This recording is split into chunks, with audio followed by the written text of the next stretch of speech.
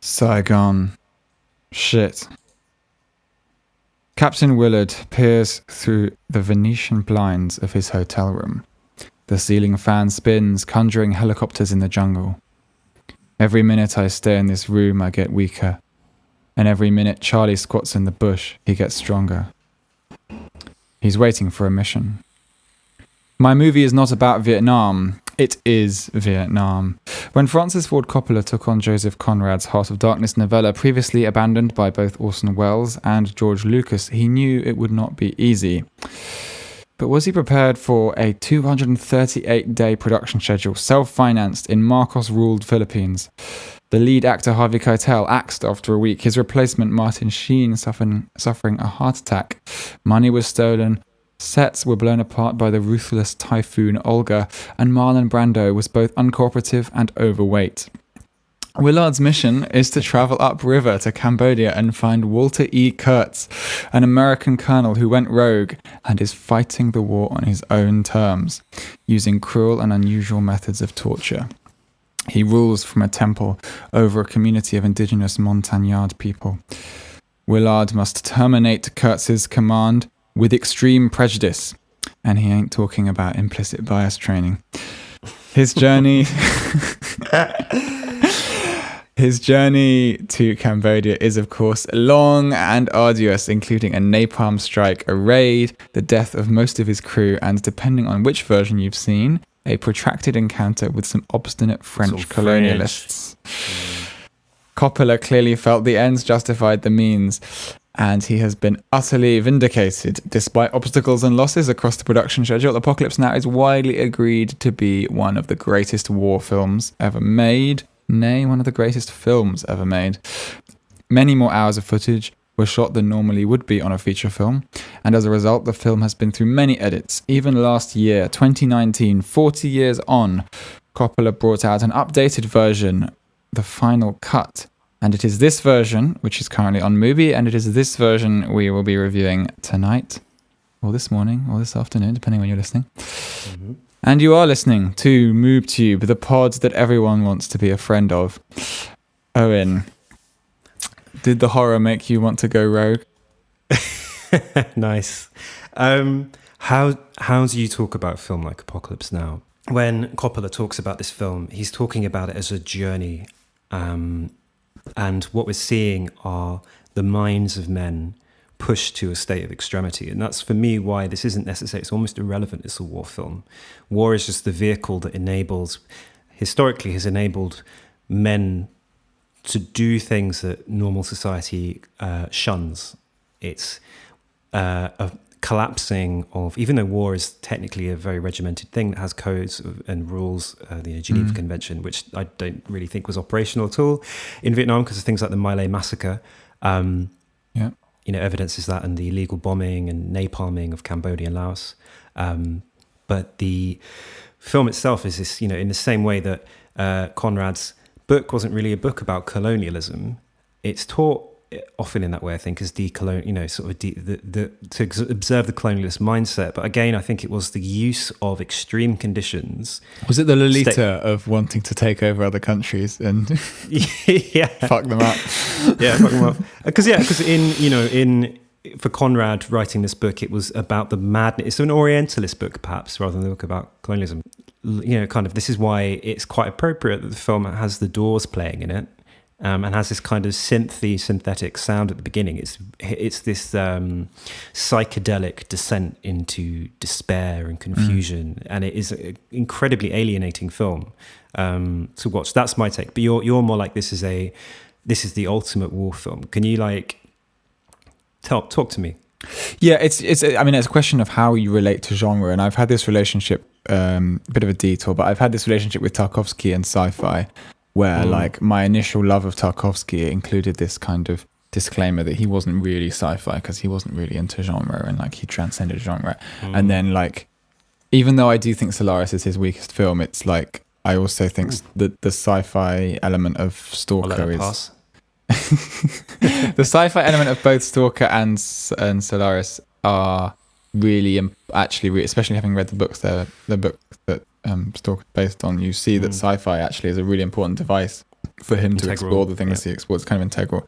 So in that sense, I would say like a war is integral to Apocalypse Now, but I guess it's a chicken and egg thing. I mean, I guess one really good place to begin with is the beginning, and Martin Sheen as Captain Willard in his hotel room just before he's picked up by these managers. Is an extraordinary scene. I mean, I don't know how much we want to veer into this kind of like how it really happened stuff, but like descriptive stuff. He did really punch the mirror with his fist and bleed profusely, and he was really drunk. And he was really drunk, and he was asked, "Would you like to stop?" And he was like, "No, carry on." And he was dancing around naked and screaming, crying, and naked. That's something only men can only do in extreme situations. This self-destructive unraveling, right? And it's the interesting thing is that opening scene, you quoted it in your intro. Yeah, like I think most people want to be able to do that. They want to suspend and lift the cage of what they see as normality, right? And the on the other side of the pond, America is. Well, let's talk because this is a film that's purely happening in a suspended state, actually. So I don't want to poison it. What do you mean by that? Muddy the waters. But there's America on the other side, which for middle-class officers like Willard's character and for Kurtz, and we see flashes of the past. Kurtz's photograph of his son, his letter to his son and wife explaining his actions, he makes a kind of testament in the film. And Willard talks about, he says, last time I went back from the first tour, it was worse. He almost needs to be in the jungle. Even though he despises it with every fiber of his being, he needs to be there. And he says, I needed a mission. And for my sins, they gave me one. It's this weird, anti-desiring thing. But there's an interesting anecdote about Martin Sheen, basically. So he replaced Harvey Keitel. There's another anecdote about that, which is the reason they got rid of Harvey Keitel, is because his eyes were too narrow.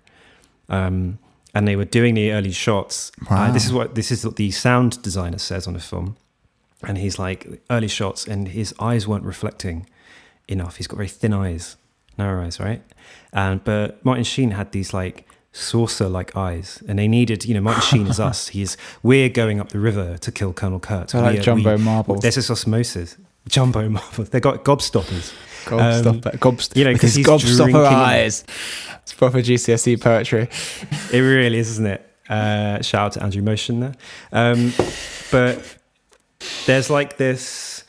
So there's that. So they got Martin Sheen instead. Martin Sheen, by his own admittance, was not in a good shape mentally, emotionally, physically, anything to do this film. And the sound designer again. I was listening to an interview with him, and he's like, when they were doing script read-throughs before they shipped out, again they met in a pub, or were supposed to meet in a pub called the Albatross in LA.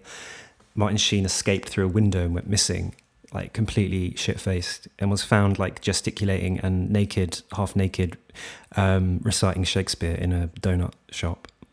Wow. And then he got thrown in jail. He trashed a restaurant. Like Martin Sheen was going through a lot. Legend. That's weird because I never think I always think of Marlon Brando as the crazy one in this situation, but no. Yeah, exactly. No, whereas Marlon Brando, at this point in his life, had just hit this phase of quite. You alluded to it as well. He's kind of overweight, kind of. I mean, he still delivers a killer performance, but we could talk about that because. Anyway, so Martin Sheen comes in. This introduction, right? He really cuts. He really.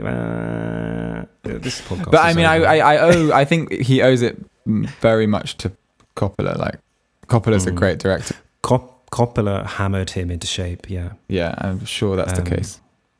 But I mean, so you were talking about this opening scene where he's just in despair, this drunken despair in his hotel room, right? What is that telling us about Willard, do you think, and about the viewer? Because I think the viewer is Willard. Yeah, it's saying it's we go into the dark places because we feel we have unfinished business there, and I think that's something that the film really understands about trauma, and it's like the darkness won't go away. Like, he sees the ceiling fan, but he doesn't see the ceiling fan. He sees the helicopter blades. And I think that there's like all through it, you have these people who they go into this dark place. Something leads them there. they want to. It's like the only thing that feels real. I mean, this is something that people talk about in relation to PTSD a lot. Like when the people come back home, they can't really walk down the aisle of a supermarket because it's just sort of so banal. And it's a common experience of soldiers talking about coming back from. Not so much. I think it's increasingly more common during the era of Afghanistan and Vietnam with the professional army, which Vietnamese army, American army in Vietnam wasn't a professional army; it was a conscript army. But in Iraq and Afghanistan, men coming back from war, increasingly women now as well, but trained to kill, and saying they've never stepped outside of Afghanistan mentally. You know, they're always on a war footing. They can't untrain themselves. And it's easier place to be in some way, even though, like, you know, a lot of people who haven't been in a conflict situation, myself included, would look at Vietnam films and look at documentary footage in Vietnam and just think, oh, that's the last scenario I'd like to find myself in. But yeah, once you've been in that situation, we all kind of know it from the extreme films, situations, the movification of it, yeah, but also just our own lives, like our own traumas. Like, you kind of some things feel more real sometimes when you're in a dark place because you're haunted by that thing anyway. And I think that Apocalypse Now goes beyond being a war movie because it understands that. Yeah, it's the difference here is that it's a patient film and it's a slow film. And Willard, as he makes this journey to kill Kurtz, is frequently just observing, not doing. He's not physically doing. You know, I think that was another reason why they got rid of Harvey Keitel, because Keitel was an action man and wanted to do things. Acting, he was too frenetic. Whereas Sheen, for a lot of the film, is sitting, not saying anything. He's quite subtle. Subtle. He's writing in his notebook. He's reading. He's looking. He's watching. He's not firing his weapon. Actually, I was rewatching it, and even when there's fighting going on around him, he's not shooting at anything. He's just observing. He does shoot that woman on the boat. He does, yeah. Very notably, he shoots that woman, and that's one of the occasions where to get it over with, yeah. But for much of the film, so the scene with the iconic attack, Colonel Kilgore's iconic attack on the village of just peasants from the air, accompanied by Wagner's Ride of the Valkyries. Right? We can pipe that in. Yeah. Enough but you know, about piping from you. But yeah, so there's this sense of, in that scene even, he's riding along these helicopters and he's just awash and watching and observing. And in that way, he kind of is us, like powerless and powerful. He has this mission that kind of supersedes everything here. And his mission is to kind of understand Kurtz. And that's what he does. He doesn't see himself as a mere assassin. A lot of the film is dedicated to this monologue, Sheen's monologue, which kind of is obsessed with figuring Kurtz out. You know, how could this man enter this other dark place, do what he does? And he's not even seen Kurtz yet, has he? He's not seen evidence of Kurtz's Montagnard kingdom, which will only be stranger when we finally reach it. Because one of the great things about this film, the pacing, is this: Brando isn't on screen for very long, really. But it's this huge, almost quasi-sexual frustration building up to it, isn't it? Like, it's like they're really working the shaft in this film, is what I'm trying to say. It's the edging. It's like this cinematic edging of this big build-up to their final encounter. I expect such a high-quality metaphor from you, and I'm never disappointed. The bar is literally dragging on the floor. But yeah, so let's talk about that journey and maybe his mission, because the scene where he meets his commanders and they have a disgusting, wet, dry meal of beef and prawns, where his mission is relayed to him. Let's talk about that. Yeah, so this is the meeting where they're played a tape of Kurtz, and they're told, they tell him very clearly, well, they're a bit ashamed of saying it, but they say, you know, you must kill this man, basically. Because he's American, that's the shame. He's American and he's gone rogue and he's fucking it up, and actually that becomes a point of like he doesn't reveal what his mission is to the crew of the boat that's taking him towards Cambodia until kind of later on, and they're quite shocked to find out that he's on a mission to kill an American. So there's lots of like interpersonal things to do with like the feeling of the war. There's also just like various demonstrations of desperation as the journey goes on, in terms of like there's a visit from the Playboy bunnies where the men are just so sexually hungry that they want, like a few of them start to cling onto the helicopter as it carries these women away, which is an amazing scene. There's also this raid on this boat, which is kind of also full of desperation. Like it becomes far more violent than it needs to be just because of this kind of lust for blood or lust for like catharsis. This misplaced violence, almost. Isn't it? Like it's like a bit of lightning trying to find a place to strike in the ground. Exactly, and let's say in no uncertain terms, it's a disgusting display of like cruelty and arrogance, from the American forces against, Vietnamese civilians. It also manifests this like boredom and the sort of narrowness that war engenders in the people who are tasked with carrying it out. That they reach a situation and they're ready to pounce. And I think that probably tells us a lot about policing and various other kind of modes of like implementing control. Control and subjugation. Because that's one of the interesting things about this initial meeting in the general's quarters, because it's a very bright scene, whereas a lot of the film is mucky and smoky and obscure and dark. It's a clean kind of villa, and they're enjoying this, like I said, kind of disgustingly wet, dry meal. It's over a lunch. They discuss his mission over his the meal. I remember the meal now. All those prawns.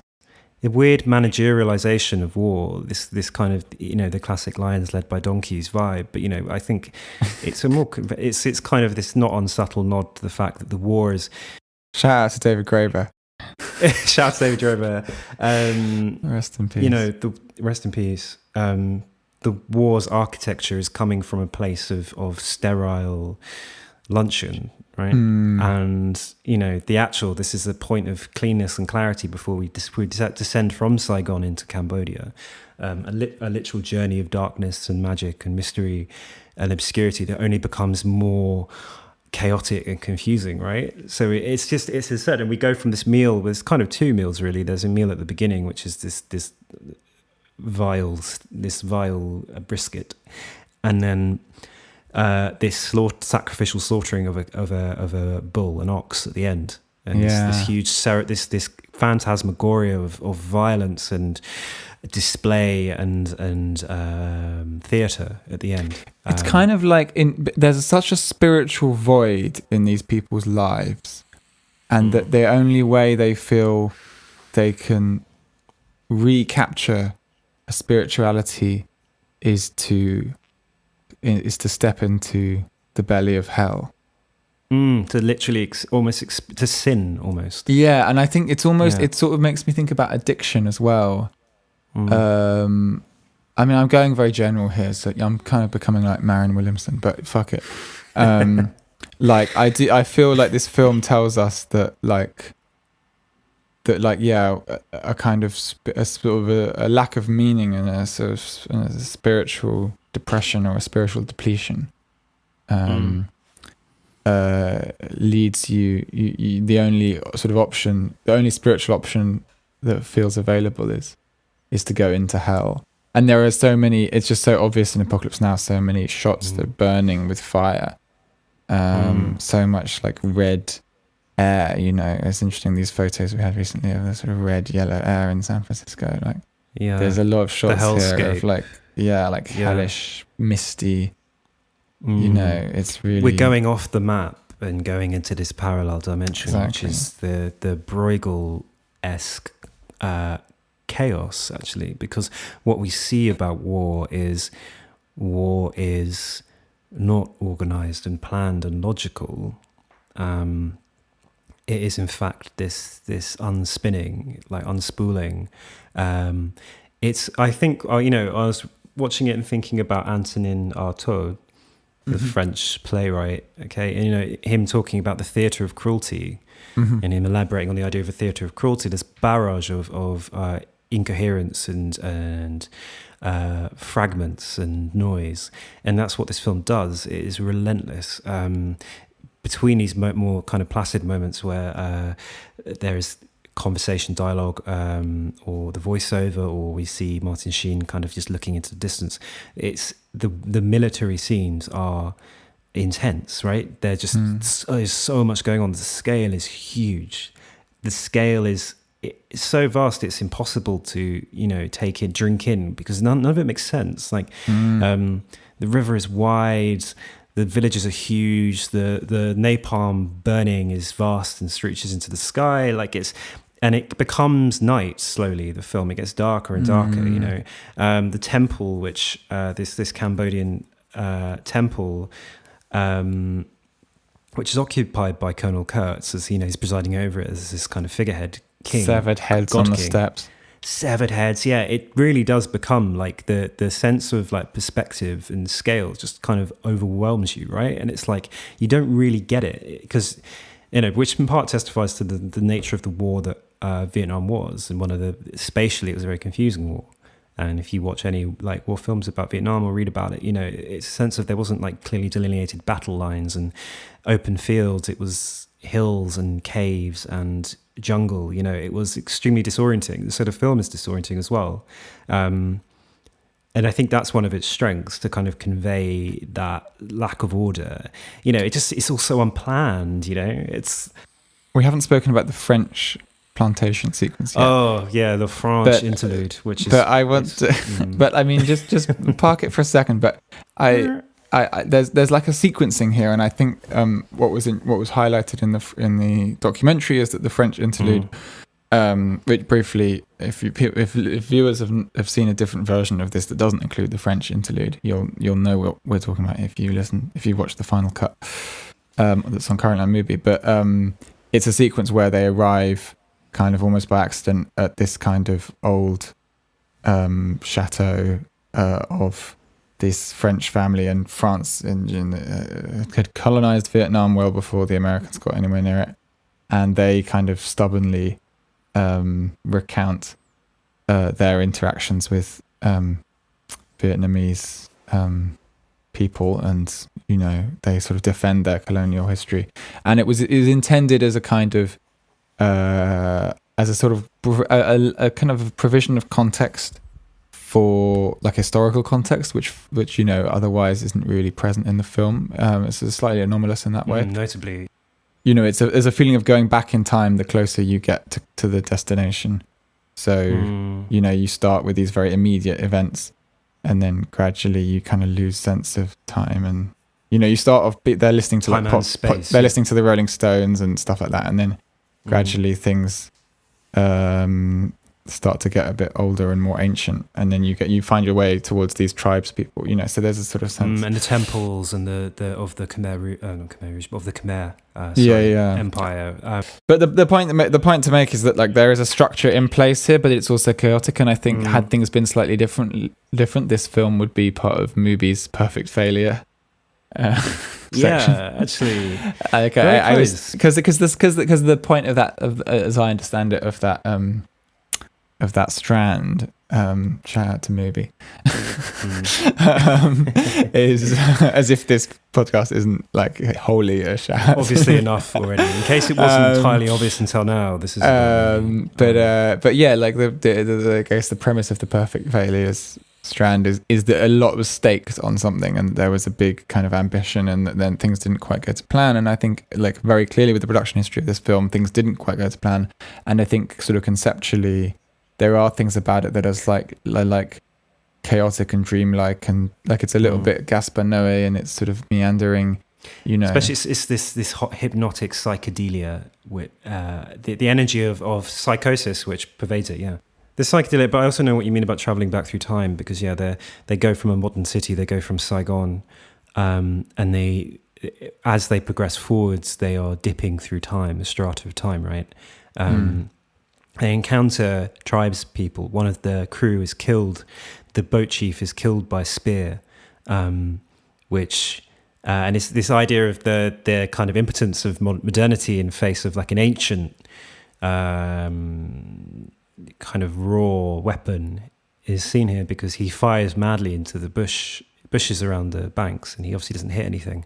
Then this single spear kind of comes and plucks his heart out, basically. He just literally passes through him, and it's this quite amazing scene of desperation, because he exposes himself to this. He stands on top of the boat just firing his weapon wildly. It's just this kind of diffuse explosion of violence, which then ends in his death, and it's almost this like inevitable thing, like he's seeking death, right? But it is interesting because we there were a couple of things I actually wanted to mention, because obviously we're talking about an Orientalist film in a way, and one of the projects of Orientalism, kind of Shah Edward Said, was the othering of the East, and this image of it being a place where it was almost permitted that men would decay and rot. It's a place of warmth, warm wetness and magic and the occult and the obscure. And the idea of like going to the colonies and losing your mind was like quite a prevalent one. Conrad was picking up on a kind of quite obvious thing in his culture. And there's this really interesting quote by the kind of the French historian from the sort of colonial era historian Jules Michelet, who writes that the Orient, as an idea, as a place, the Orient advances, invincible, fatal to the gods of light, by the charm of its dreams, by the magic of its chiaroscuro. And that was part of this Orientalist logic, that the Orient was bigger and would swallow through its darkness and its poison the West, which is obviously this incredibly racist colonial idea that the East is this unknowable dark other. And so in a way Coppola's kind of feeding into that, so you can criticize a film on that front, I think, because it does play into this trope of like Southeast Asia being this place of kind of almost primitive insanity, that it's almost like it's a place that this wouldn't happen in America. This happens in these dark reaches, but in a way, that's but upon closer inspection, that just shows how America has a skill for externalizing and projecting its violence. Like America has, aside from 9/11 and Pearl Harbor, America has never been attacked. All the violence of America happens in these kind of imperial attacks, outposts, and I don't think this film. I can see how you could level an accusation of Orientalism on this film, and I guess the portrayal of the indigenous people and the Vietnamese people is not as always a voiceless other. Exactly. But I think more than that, the depiction throws up for me anyway, like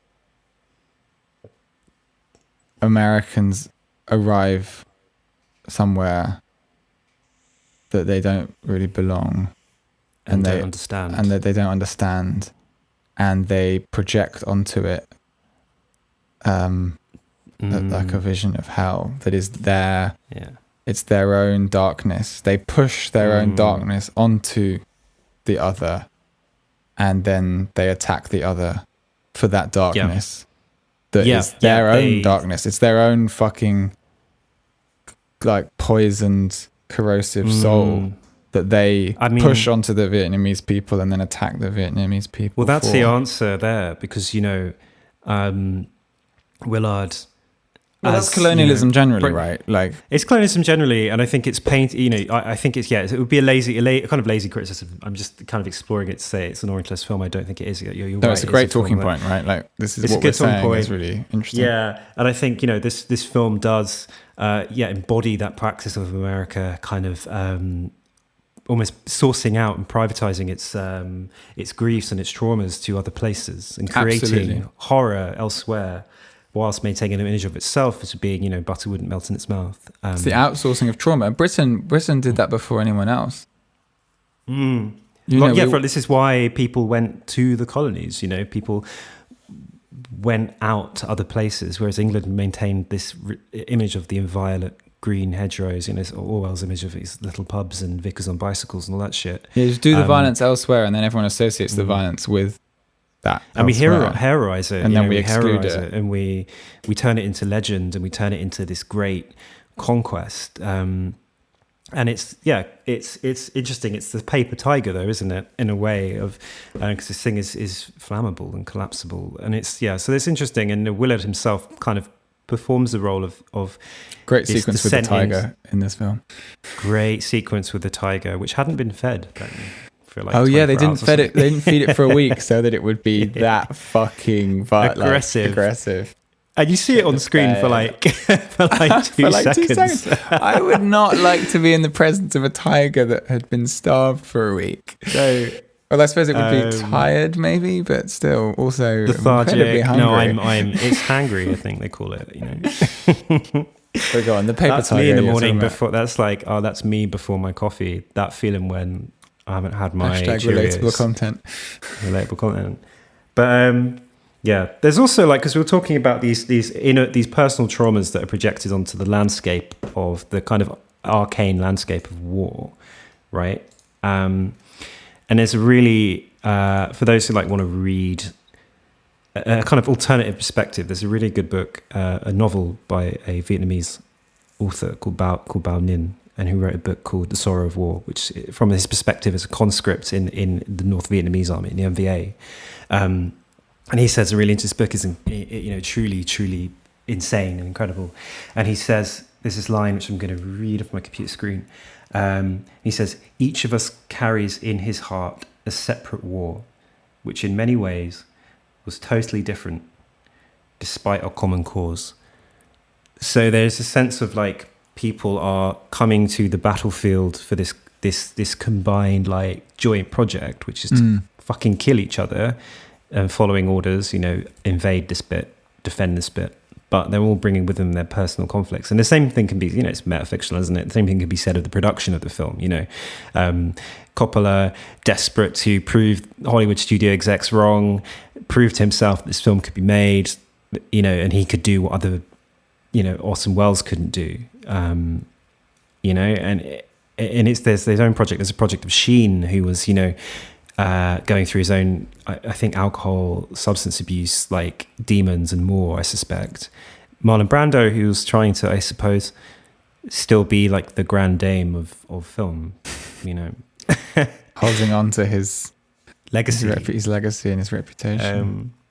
But is this a bit good? Though. Yeah, we'll do some Amdram. Yeah. Should we do Amdram first or Coppola's, or clip of Coppola? I think now's the time to do Coppola. Okay. We can splice all this together, though, can't we? Yeah.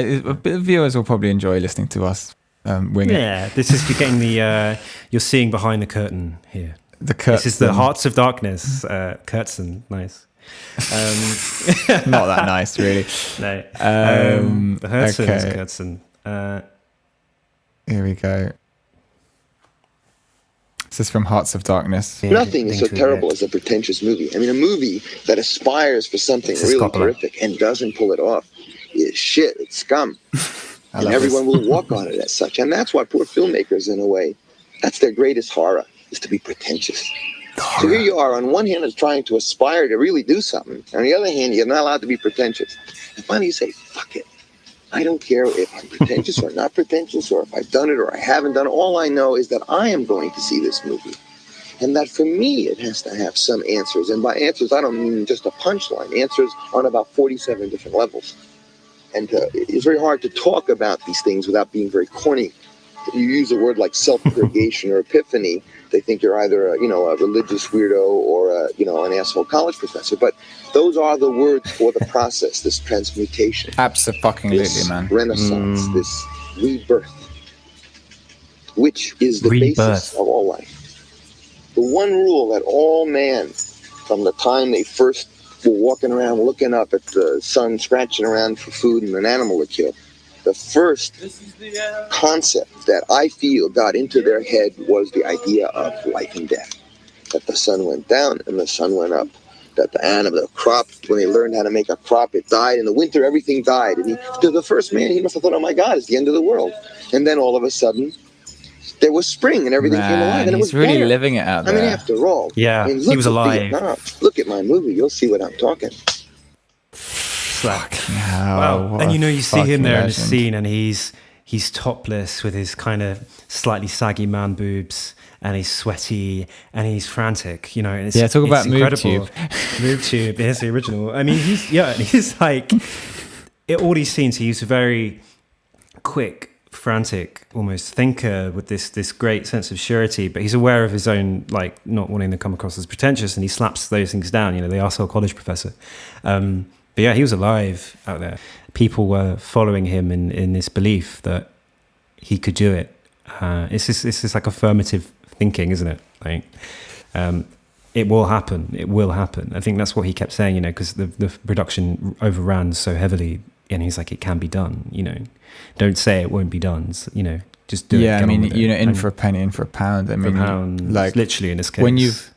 When you've done, obviously you would try and see that through to some form of completion, because there's something so to self-finance something so ambitious like that. Yeah, you would believe in it so much. I think that's amazing, the way he talks about belief and the way he talks about humanity from the first moments in life and death and all these kind of metaphors. I think once you're in a place like that, all those things that kind of, in an academic context, those metaphors are sort of like rather tortured and studied, but like when you're actually in the world like that, they all become they're almost no longer metaphors. They're just like that. It no longer has that academic distinction. Yeah, and you kind of see it as this freeing enterprise. And this is a filmmaker who has a mission, but also is not. It's an interesting thing, talking about the violences and the horrors, the horror of this film, is that he's not cynical about human nature. I think he's treating trauma with great respect and treating trauma as, he's aware of hope and belief. So that's what doesn't make it. It's not a cynical film. There's some, certain films that kind of display the uglier side of human behavior. War films, something like Come and See, Ellen Klimov, Come and See, and stuff like that. We're obviously dealing with a different. I don't find that cynical, but I suppose it's fucking dark. The darkness overwhelms, and I don't think it does here, because there's so much life, and it almost feels like the soldiers who are here will come and die and go, and the crops but you think grow that's again. Partly like a cultural thing. Like I think that like Ellen Klimov, like Belarus is a very battered and bullied and defeated country. That's a true theatre of cruelty. Yeah, like that feels appropriate to that cultural context. Whereas I think if you're an American, there is like a bounce. I think he's aware of the idea of American exceptionalism, and he's aware of the failings of the American mindset to confront and absorb trauma. Because Americans are all kind of like quite recent immigrants, aren't they? Like Coppola, like Italian, and like Italian, just like America's such a young country that most people there are like not too many generations off some form of immigration. So there's that mindset of I'm going to this place and things will get better. Whereas come and see if they're fucking stuck in the same place their whole lives, and it's just trauma being like passed on. Literally locked into the house of their own death at the end, and this is, here, these men who have come to Vietnam, some of them would have been compelled because they were conscripted, but others voluntarily. You obviously get the impression with like the officer class, probably voluntarily. And something in America spiritually has failed them, or they have not found, and they have not found peace at home.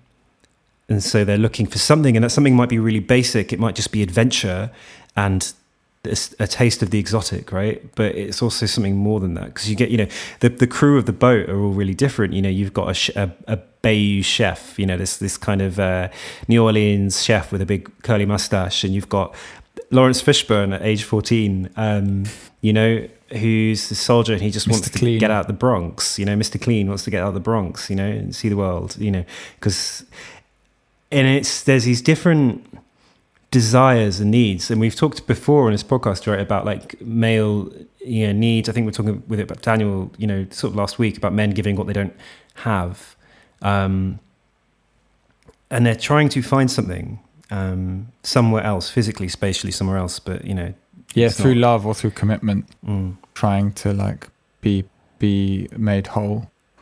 But I think a lot of people, it's about an idea of surrender as well. It's like war is definitely like full of surrender. I don't mean like the like surrendering in conflict. I mean like you surrender yourself, you surrender the quality of your life, and you surrender the sort of a career that you perhaps had back home to whatever a cause. Way. And that's religious, whatever way you look at it, it is religious, because you're following the orders of the high priest, and it's the generals, but the generals are a mirror image of Kurtz, who's doing the same thing differently. He's commanding through intense belief, and belief in not in a mission, but a belief in his mission. Almost like his religious calling as a god-like figure. Him and the generals are the same thing.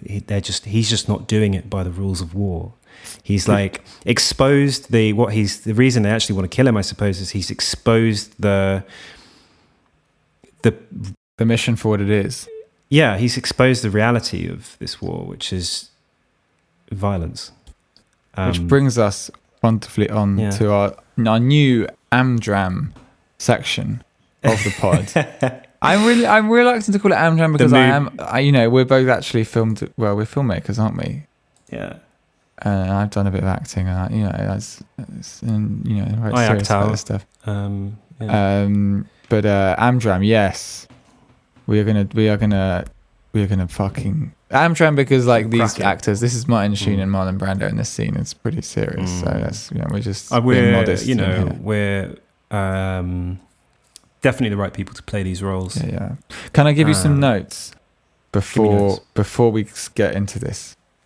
I just really want you to. You've seen this film very recently, so you'll know that it's like the dialogue is very slow, and just because we've been talking quite quickly just now, it's just important. Not like just really take your time with these lines, because the actors do, and it helps. The gap between all the gaps you leave is time during which the listener can think about what they've just heard.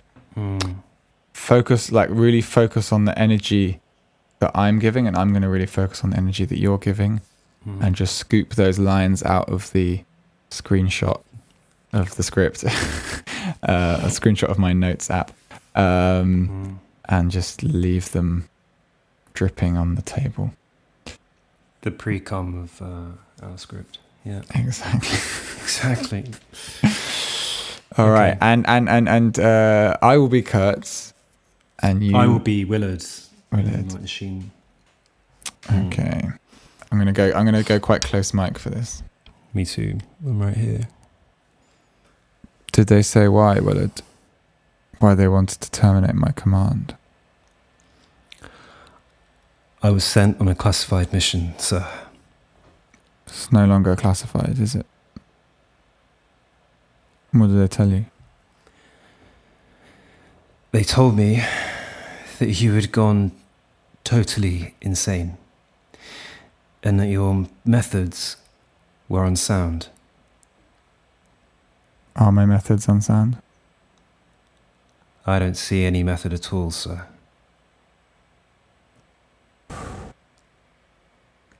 I expected someone like you.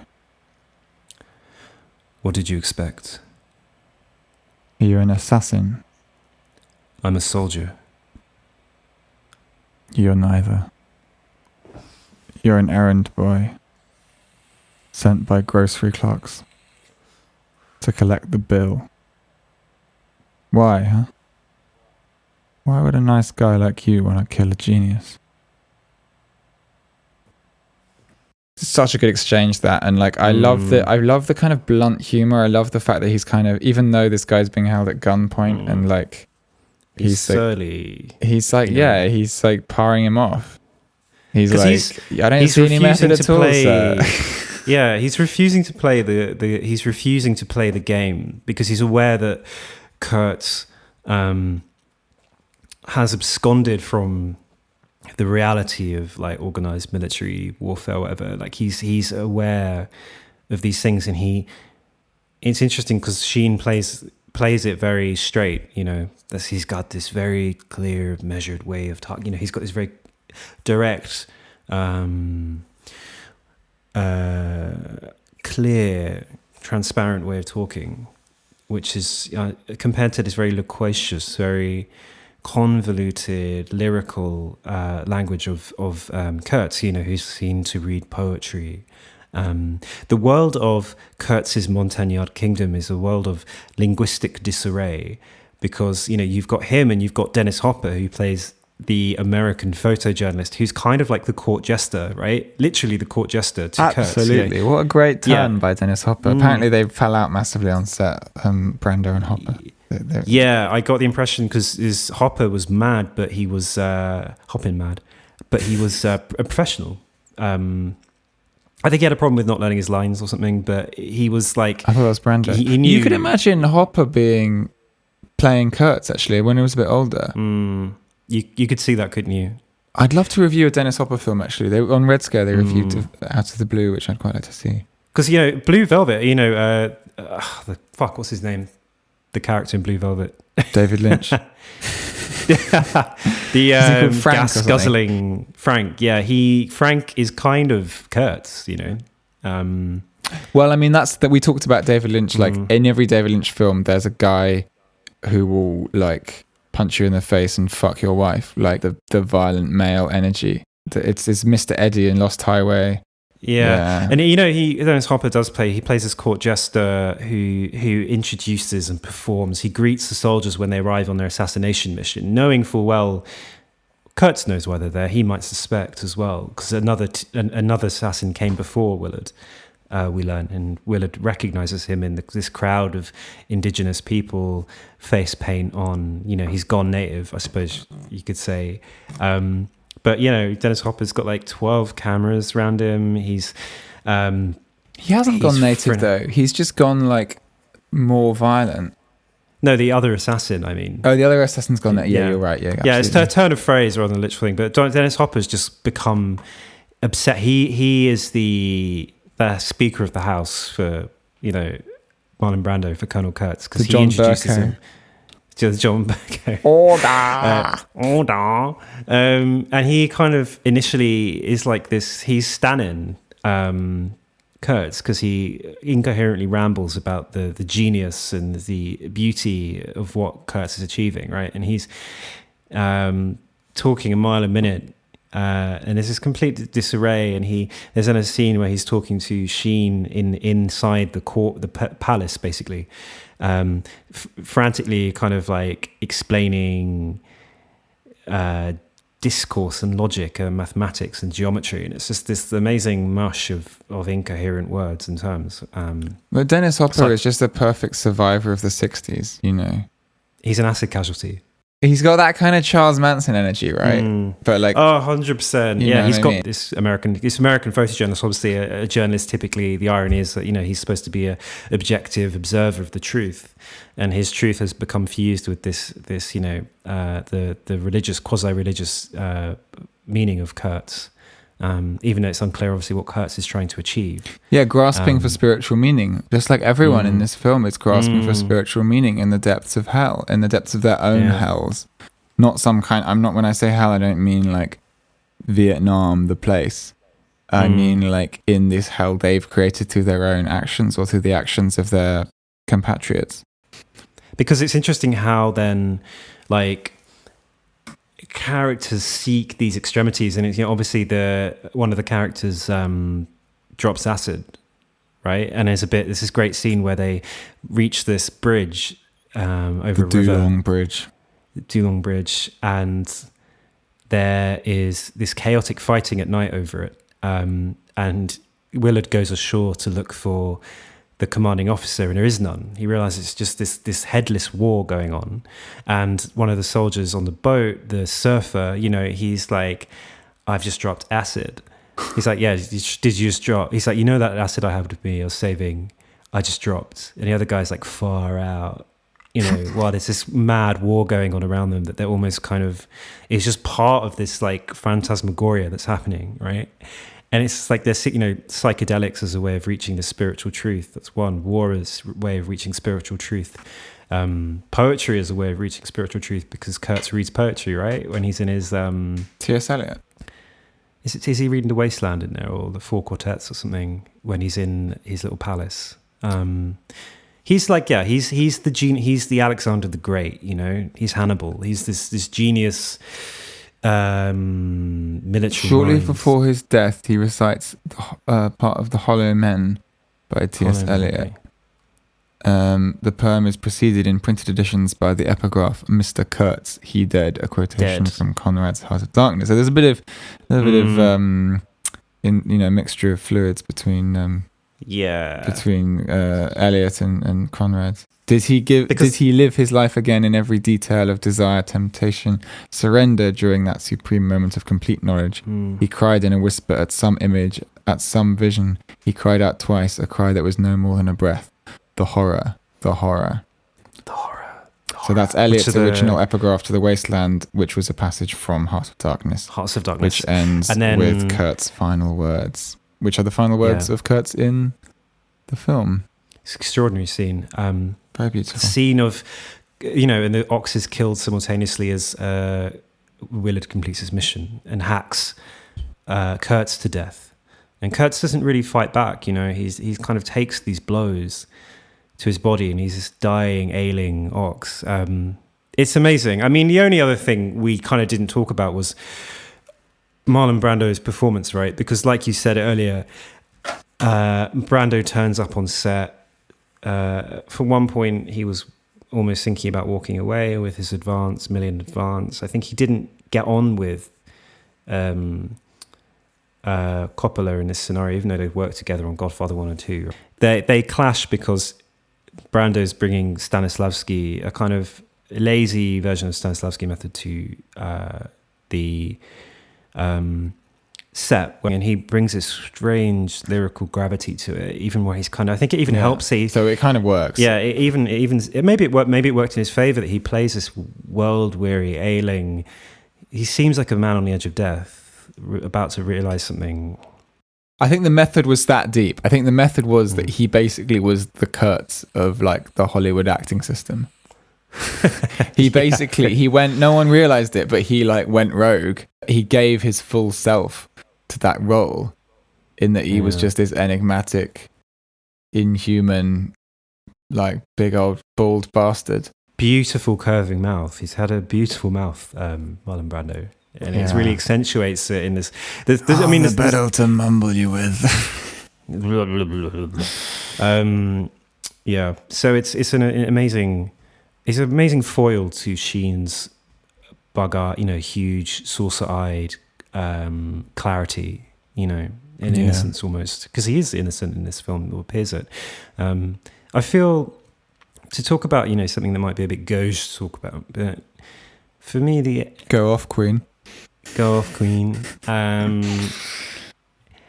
The ending feels to me, it needed more, I think.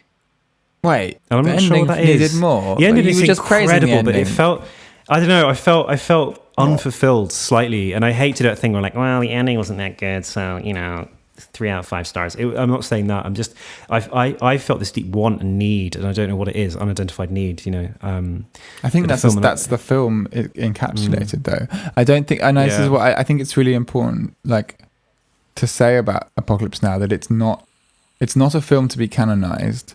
Not because it isn't good; it's extremely good, but it is flawed, and it's in its bones and in its DNA to be flawed. It necessarily must be flawed. Like it could not be this film. Yeah, like the French sequence, like what the French sequence is the perfect encapsulation of that. Like without the French sequence, it lacks what the French sequence is trying to do. With the French sequence, it's just irrelevant and strange. And like that's like part of, you know, and that encapsulates so various points in the film. Like the film doesn't feel very, it's like kind of feels beautiful and perfect, but it also feels like lacking in fluency at times.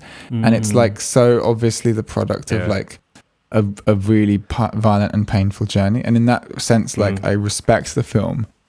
Yeah, I respect it like this hungry tiger, you know. But I think it doesn't like it doesn't have the like it's not like Citizen Kane. You watch Citizen Kane or Vertigo and you think, oh, this is like a sort of perfect film in a way. Like it's not they're not my favorite films. But we should be wary. We should be wary of that, I think, because this is a more affecting film. And it's flaws, it's jagged edges, it's tangled threads of what make it emotionally affecting, I think. Exactly. Because we are seeking something in it just as they're seeking some meaning in the chaos of Vietnam. We're kind of seeking meaning in this thing that's kind of held together by shoelaces and gaffer tape almost, you know. It's incredible the film was made, is what I'm saying. Like, I think if a film today encountered these kind of technical obstacles and so on, it wouldn't have made it out of the operating table, you know. It's a tortured film, but it's also like... That's what I love about it. Yeah. You know? It is what it is. It's like there's a form and content thing there. Like, it is what it's about. And that is, that's exactly what Coppola said. You know, the film it's not about Vietnam, it is Vietnam. Not the country, obviously, but like that. He says. Conflict, that moment, that space. All right. Thank you, everyone, for listening. We don't know what we're going to review next. We'll discuss that. No, let's keep it light and breezy, you know. Hit us up in the DMs. Let us know what you want to listen to next time. Mm-hmm. Imagine now that we're playing The Doors. For copyright reasons, we can't do that. But this is the end. All the children are insane. Let's hope you have a relaxed time. We're entering another lockdown pretty soon, probably. So do take care of yourself. Bye.